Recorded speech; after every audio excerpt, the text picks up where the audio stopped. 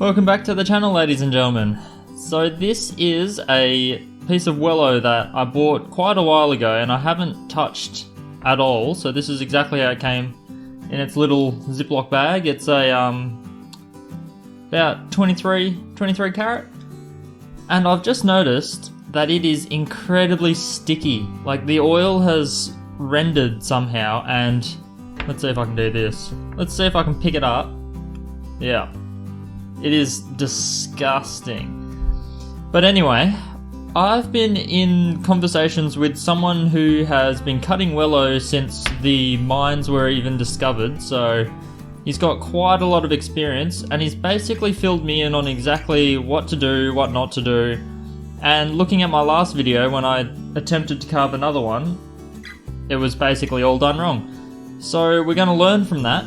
And we're going to move on now armed with a whole heap of knowledge. I took so many notes, and I guess I should mention first up the rough that I got. If you go back to that video, I might pop up a screenshot of it here somewhere. The rough that I got, he did not rate it. He did not think it was very good at all. One of the first warning signs he got was the colouring. The second is the fact that when I told him it was all just in a Ziploc bag and they had like this oil trying to preserve them, he said no. He just said no. So yeah, not good. He suggested that whenever you're buying any kind of Ethiopian oil, there shouldn't be any oil because it's going to be so hard to get out of the actual stone. It'll most likely change the stone to a bit of a yellowish colour, which this one is very yellow, but he said that could be natural anyway. And he said it should still be fairly rough. It shouldn't have touched water, it shouldn't have touched oil, it should just be kept perfectly dry. That's the ideal way to get it. I'll be on the lookout for more since I know now what I'm looking for a bit more. And I will try to get more and we'll get some better rough, but we'll work with what we've got at the moment, and that is this piece. Last time I just treated it much like an Australian opal pretty much. But this time we're going to go very differently. So step one, he says if you've got a piece that has some rough on it, so this kind of sand or clay or whatever it is, that kind of rough, it has to be removed before this touches water.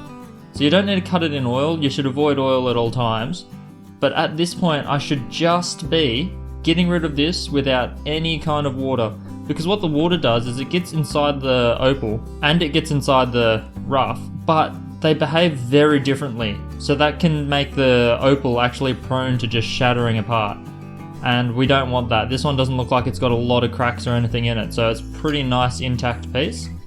So I don't want to dunk it in water and have it crack apart, which is possibly what happened on my last one, because I didn't see a lot of cracks before I started, but once I started getting rid of that crust in the water with the Dremel, then maybe that could have caused it to crack a bit because it would have tried to expand, and yeah, the outer casing wouldn't have let it and it would have just cracked itself apart.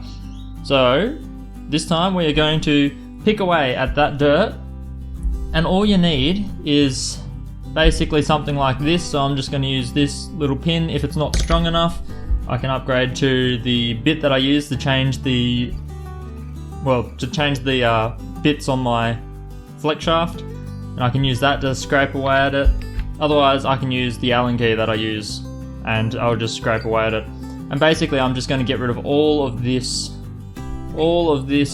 dirt on the top as much as humanly possible before I take this, chuck it in water, and then we attack it with the Dremel and the diamond bits. I'll just pick away at this and then I'll be back once that's done. Well, that looks like a bit of a war zone.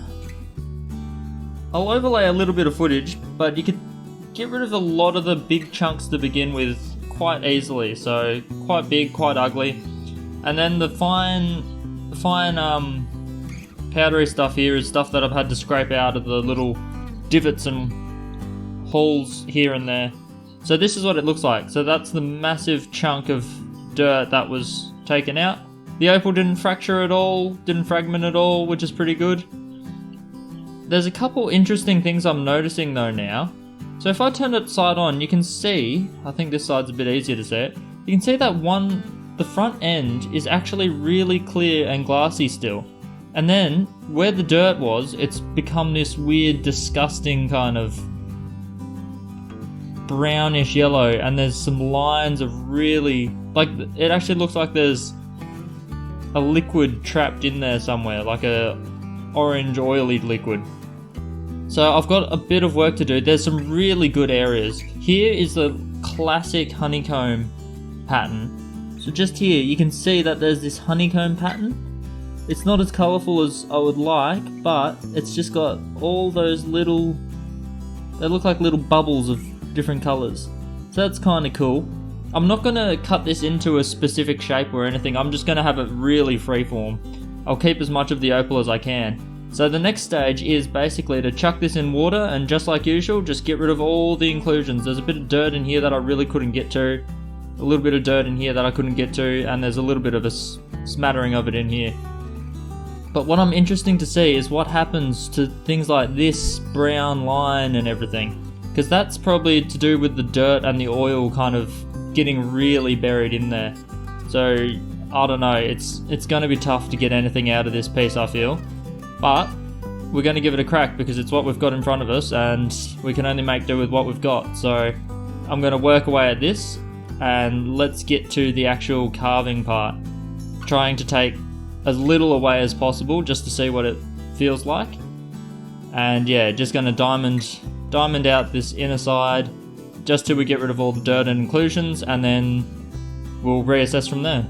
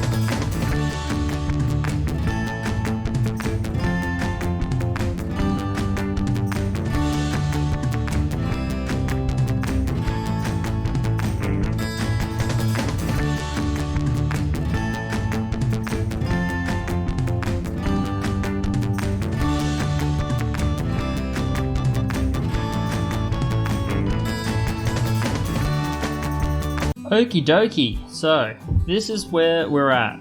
I've gone through and I've cleaned out any little inclusion of that dirt, muddy kind of stuff. It's hard to show it on camera, but I'll just have to just describe it. The thing still feels waxy, like there is a little bit of rendered oil or something still trapped within the thing, and it's just bleeding out slowly over time. I left it soaking in the water for a while after I finished cutting. You can see here I worked the edges a little bit too, so they're frosty, the top's frosty. During the cutting I was trying to point out that there's a lot of, like there's a huge crack which only shows really from this side, but you can also see it from this side as well when it's wet. So there is a crack, but now that it's, I mean I could see Ethiopian opal growing on me a little bit because look at this colour. Like in terms of colour, in terms of brightness, this is quite remarkable. So here you can see where that honeycomb pattern is just chilling. And then here you've got these huge blocks. Huge blocks, so just rolling, flashing colour, and each of those little segments can change colour. So there's multiple colour layers within each little block. It's a hell of a wild jigsaw puzzle kind of thing. This one here in particular goes yellow and then in some angles green. This one over here, yellow, green, but red. It's very unusual opal, and for that I do think that it'll grow on me a little bit. But in terms of quality, as in stability, it's just not quite cutting it. But then again, this is not the best rough in the world, so I will try to hunt more in the future. I was pretty much about to give up on Ethiopian opal after my last experience, but now that I've got a bit of a strategy and it seems to be working a lot better, I'm gonna go for it a bit more, because this colour, if I can get this on a piece and it's not gonna crack apart on me, this colour would absolutely kill it. If this was a Kubipedi or something, this would be worth something. I mean, the Ethiopian opal isn't really all that cheap anymore these days, so the prices are coming up. But you need to get good material, I think, and I've got to work on trying to find a source of that good material. Because the whole thing is just beautiful colour. I still don't understand what this whole line is. It's got to do with the dirt and the oil. You'll notice that I'm using clean fresh water here. One of the massive tips that I was given is that the water has to be clean.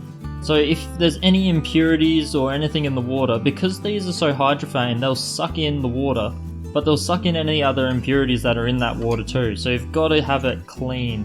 Otherwise you're going to get stuff buried deep within there, which unfortunately the oil is really locked in. So I'm going to stop here, but what I'm actually going to do is I'm going to leave this in a thing of water and just see if anything changes, see if I can get any of that oil out of it. I can't really heat it or anything, it'll probably fall apart. But the next stage would be to, he said, never leave a crack. Never leave a crack in the opal. It just makes it far too fragile over time. So I'd have to break this apart at this point and then work out what I can salvage from there. There's a small little honeycomb thing over here. There's broad flashes all the way through the inside here. The underside, see there's that beautiful crystal clean window there. The underside still has all of that colour in it. So the opal really does contain a lot of colour in it. But this discoloration stuff up here caused by the oil and the dirt is just, yeah, it's just really annoying and really disheartening when, look at that. That may be one of the most colourful pieces of opal I've seen. Actually no, I was at an opal shop the other day. So maybe not the most colourful, but still, in terms of stuff that I've got lying around in the shed at the moment, this is probably one of the most colourful pieces. Unfortunately, it's got the cracks, and I'm not entirely sure what I'm going to do with it from here, but I will soak it in water, see if I can draw out any of this discoloration, and then we'll come back to it. Between this stage and the polishing stage though, you've got to actually let it sit for like a week to fully dry out. You want this perfectly dry, and then you want to go again. I was actually advised to do the polishing dry, so dry on like silicon carbide and then diamond paste.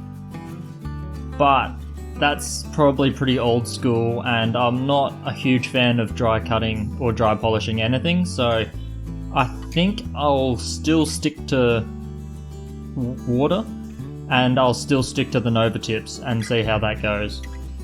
And then maybe we'll go felt on cerium. I haven't tried it.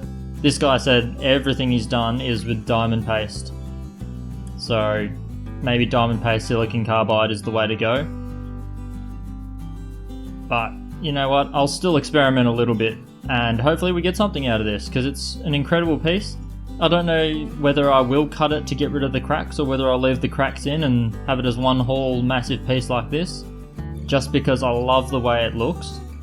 I mean, I've still got to do a lot of rounding of edges and stuff, but I'll do that.